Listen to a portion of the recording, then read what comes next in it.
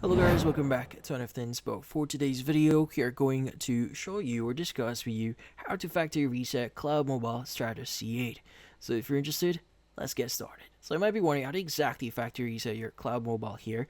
Well, this one is actually very easy. So what we need to do first is you want to go ahead and just power off your phone completely. So in this case, just turn off your Stratus C8 here, hold the power button until the shutdown menu actually shows up, and tap the power off option.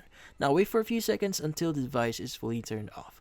Now, with your phone off here, you want to press and hold the volume up and power button at the same time, and hold them for about like 4 to 5 seconds, more if you can, until you see the option or the Cloud Mobile logo actually open up. Now, in this case, any boot screen will also appear here, so after a moment, you'll be taken to recovery mode, or in this case, the menu for it. So once you're in the recovery mode here, you want to use the volume buttons to scroll up or down here and look for the wipe data or factory reset option. Now you want to go ahead and make sure that you've selected that, so you know that you've selected that specific option. Once you see it highlighted, and just press the power button to actually select it.